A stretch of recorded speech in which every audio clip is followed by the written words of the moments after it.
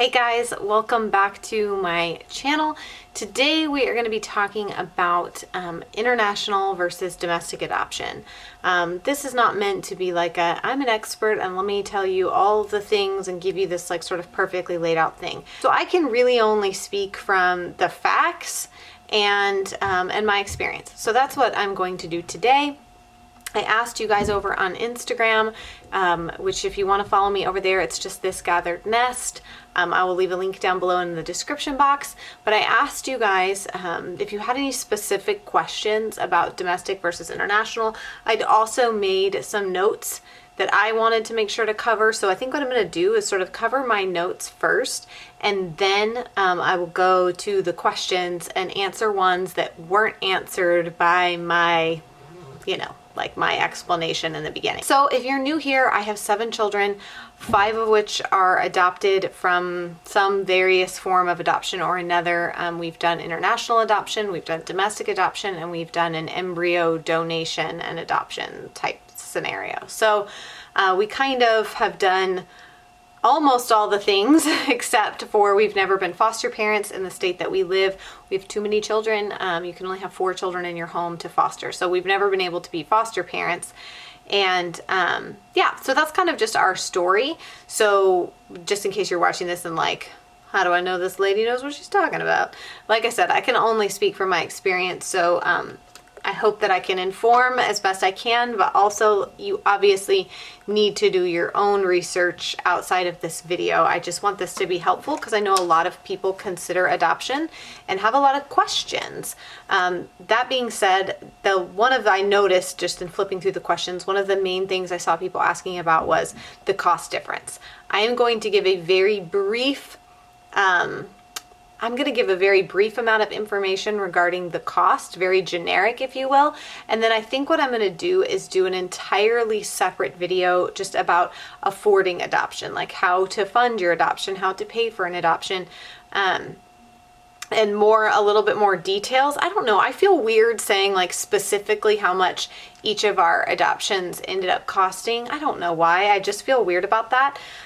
So I don't know if I'll end up sharing that much specifics or not, but I'll give you guys a ballpark because they pretty much all, adoptions usually land somewhere in those ballpark figures. So I want to say that adoption is hard. No matter which route you choose, it is hard. And all you're doing in deciding to do a domestic adoption or an international adoption is choosing what kind of hard you want to sign up for. I think that there's a tendency to glamorize adoption and make it seem really romantic, and it is. There's so many beautiful pieces of it, and you guys know we love to share the beauty of adoption over on our vlogging channel, This Gathered Nest, and we just, obviously I'm a big proponent of it, but I'm a big proponent of going in eyes wide open and knowing that while this is a beautiful thing, it is born from loss. And so there will always be something there that you have to deal with your child as they grow up. If you're crossing cultures, if you're crossing ethnicities, like all of these different things, it's not just like, oh, I want to adopt. It's all going to be beautiful and perfect. There's going to be a lot of, likely there will be some very painful things along the way, and you need to prepare yourself for that. That is not to say that I don't think you should do it, because obviously we have done it essentially 4 times. So it's obviously something that I feel is more than worth it, but I just want to say that going in. I don't know. I just want to make sure that we're like getting the full truth and the full picture out there at the same time. So let's just kind of jump into, kind of the differences. So when it comes to domestic versus international, in case you're confused by what that means, domestic adoption, we live in the United States, that's referred to as adopting domestically here from the United States. I am going to be using that to explain domestic infant adoption specifically. There is adoption from the foster care system. That I feel like I need to kind of talk about separately because it is different. It is not the same as a private adoption, which would be like a domestic infant adoption. You can adopt older children privately, but that's not quite as common. So I really, right now, today, for the sake of simplicity in this video, want to talk about domestic infant adoption versus international adoption. Hopefully you're following me and I'm making sense. And these are in no particular order. I just wrote them down as they came to mind. So please don't think I'm like ranking these. They're in no particular order. One of the biggest differences is time frame. Typically, with an international adoption, you have a known time frame. I say that very loosely because things can go haywire quick, but I didn't say you had a short time frame. I just said you had a known time frame, which means that, like, I know right now the process to adopt from Haiti is somewhere around a 3-year time frame. Most agencies that you sign up with will be able to tell you that, you know, if you would like to adopt from India, it is, and I'm just making this up, but like it is 12 to 24 months before you're matched, and then another 7 to 12 months before you bring that child home. So there's a large window. It's usually a very large window. They try to kind of CYA by making sure that they kind of just give you this very broad range. So the time frame is known. It's usually long. The whole idea of like doing a fast international adoption is pretty much gone. They did used to exist. You used to be able to do an international adoption fairly quickly, but things have changed, and some for the better and some not. That's a whole nother conversation, but it's not very quick these days. And like, for example, if you would like to adopt from Uganda, that program is still open, but you, unless there's a medical reason, you have to be willing to move to Uganda for a year and sort of foster that child in Uganda for a year before you can bring them back to the United States. That's just sort of, that's just sort of one example. Now, I will say we have done an adoption from China. We've adopted from Africa, from the Congo, and we have adopted from China. And then we did a domestic infant adoption and an embryo adoption, in case I wasn't clear about each one of those. But the adoption from China was by far our easiest adoption, in that the Chinese adoption process is pretty cut and dry. It's pretty standard. They have been facilitating adoptions for a long time. I mean, 20, 30, I don't even know exactly how long, but for a long time they've been facilitating international adoptions. And so they have their process down to a science. There's very little room for variation. Sometimes, depending on what's going on, China has a lot of holidays, and so their government shuts down and different things happen. So it can make the process a little longer or shorter if you have a medical expedite. Sometimes they'll speed things up if you have a medically fragile child that, say, needs a heart transplant or something. A lot of times you can get a medical expedite to get your kiddo out of there faster. I think the fastest I've ever seen someone complete a Chinese adoption, this is just, again, my personal experience with it, I want to say was like 4 to 5 months. They were able to get medical expedites for everything, as well as paperwork on this side, on the US side, and bring their child home quickly. It was a very medically fragile child. Our adoption process with Rosie was right around 9 months. It's usually, I think they say, about a year. I am a lunatic once I get into the adoption process. I go bananas. So I'm always... I just, especially because we had already seen Rosie's face, we'd already seen her photo when we started her adoption. So it was like, I saw my baby and she needed me, and I'm just like, very, very single-minded until I can get to her and get her home. So anyways, all that to say, China is a lot more cut and dry. It's a little more, like I said, you can have a window and kind of know what to expect. Domestic infant adoption is a very unknown time frame. Now, many agencies will tell you that, typically they match in this window. They typically will match you with a expectant mama, within 6 months or a year. Like, they'll give you those windows, but you have to remember that, like, ultimately it's up to, in most cases, it's up to a expectant mama or birth mama, if she chooses to relinquish rights. It's up to them to choose you. So you are waiting in most cases. Again, there are always caveats to all of this. There are always outliers in these situations, but I'm trying to give you the most general explanation. So in most general terms, you are waiting for a mama to choose you. And so you just don't know how long that's going to take. There's just so many factors, and you can't know how a birth mama is going to feel, what kind of family she's going to be looking for. So it's very unknown. I know families that have been, literally, they've completed their profile book, turned it in, and the next day were chosen by a birth mom. Sometimes baby was already even born and they got on a plane. I mean, it can be instant. That's the thing with domestic infant adoption, is it can come out of nowhere. You can get a call and it can be an expectant mom who's not due for 4 or 5 months. And so you're going to walk out the rest of her pregnancy with her. You're going to go to appointments with her. If it's an open adoption, all these things Or it can be literally, there's a baby that's already been born. You need to get on a plane right now. They've chosen you. Come get your baby. They're sitting in a isolette in the NICU waiting for you. You just have no idea what it's going to look like. That is very unpredictable. And then of course, because it is this it's not so cut and dry as far as paperwork and matching, just being matched to a child and then you move forward, you're dealing with a lot more, one-on-one human emotions. And so should the expectant mama change her mind pretty quickly after, the baby's born, or, before that parental right period is revoked, then, that adoption can fall through and you're back to square one waiting again. So it's very, very unknown. Like I said, you can be fast, it can be slow, you can have failed matches. I know people who have adopted very quickly, very easily, no problem. And I know people who've had to walk through 3 or 4 failed matches before they actually brought a baby home. Let's just touch briefly on cost. Again, it's so hard to say. International adoptions, I don't know of any international adoptions that don't cost upwards of $20,000 to $30,000. That's usually where most international adoptions fall, depending on the child that you're wanting to adopt, whether or not they have special needs, whether or not there's grants available for them through the agency. Sometimes that can, that fee can be reduced a little bit, just depending on various factors. But you have to remember that I'm not here to debate why adoption is as expensive as it is. There are lots of issues there, and it's a whole nother video. I'm just trying to give you some knowledge of this is the way things are right now. So you're obviously paying government agencies on this side. You're paying the actual adoption agencies. You're paying government agencies on the other side.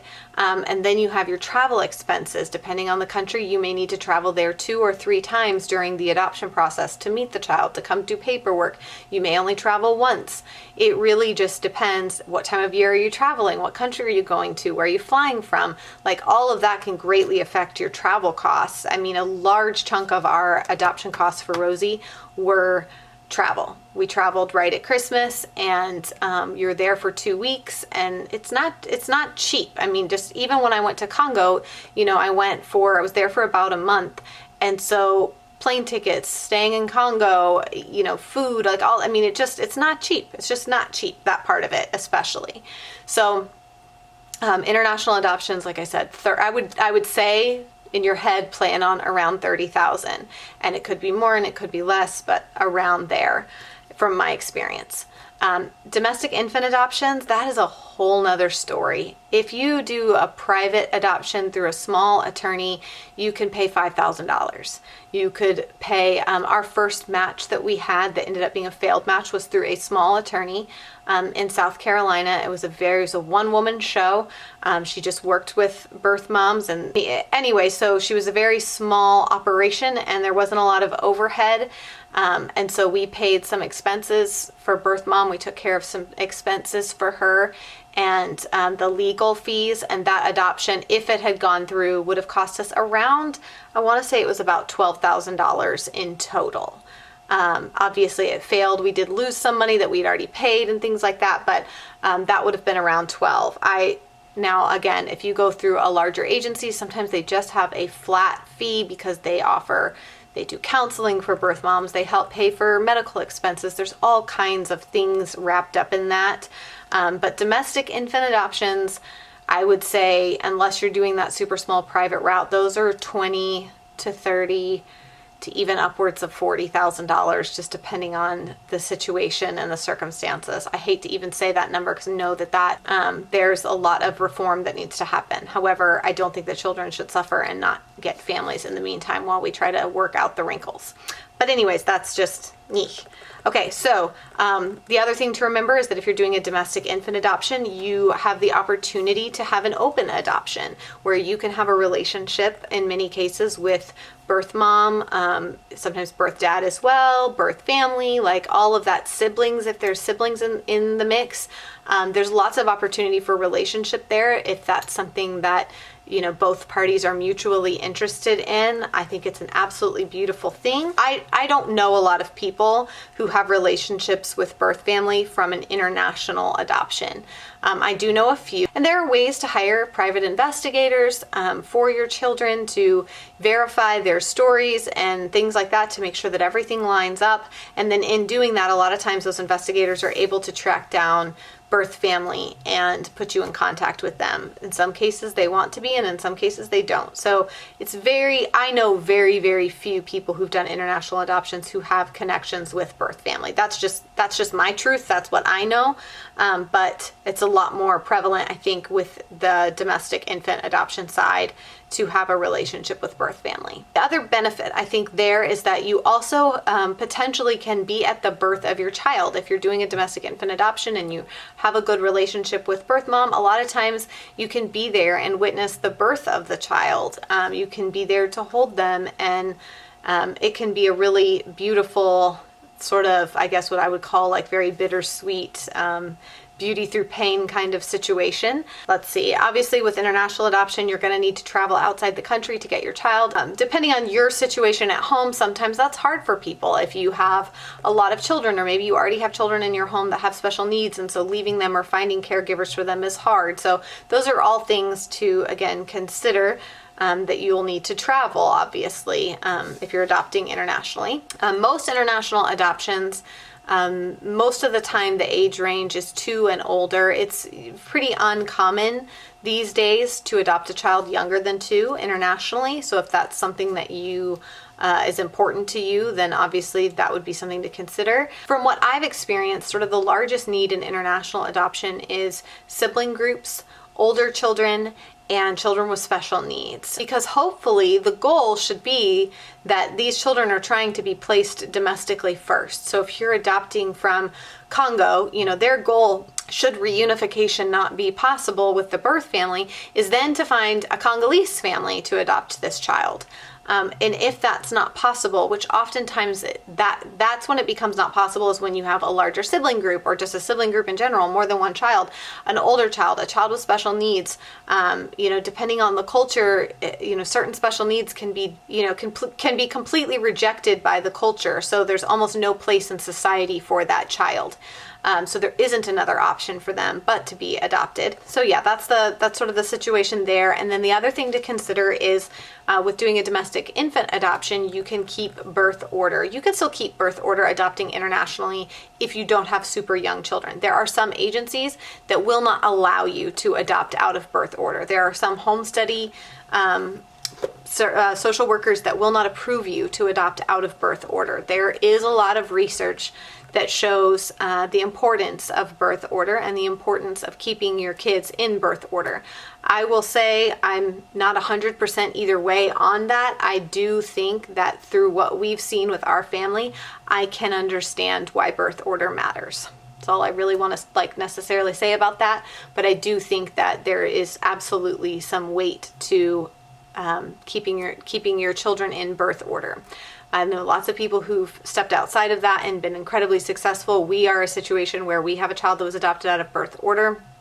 So I'm not saying that's right or wrong. I'm just saying, adopting domestically as an infant does allow you to keep birth order for your family if that's something that is really important to you, if you have younger children as well. Obviously, if you have older children, you can still do an international adoption and keep birth order. There are differences in the home study process, and I think if you guys are interested in these adoption videos and you really want to know more information, I can do an entirely separate video on the home study process, and I will show you guys literally the checklist of what had to be done for our international adoption, what had to be done for our domestic infant adoption, and then what had to be done for our international adoption that was from a Hague country, because that matters. The Hague Convention is sort of a set of rules surrounding adoption. Not every country is a part of the Hague Convention. So when we adopted Noah from Congo was not a part of the Hague Convention. So we didn't have to follow those same set of rules. However, China is. So we had to do a slightly different type of home study, from a Hague accredited agency. anyways, so that does make a difference. So I would be happy to walk through that in more detail if you guys want to know more details about home studies, specifically what they look like, what to expect. We've had 3 home studies. The way that the infant, or the way that the embryo adoption worked, as I've explained before, is not always, it's not the same as a typical adoption. We didn't have to have a home study for that because it's more like a donation. So we didn't have to have a home study for that. But we did for our domestic adoption, our international, and our international from China. So I'm happy to go into more detail about that.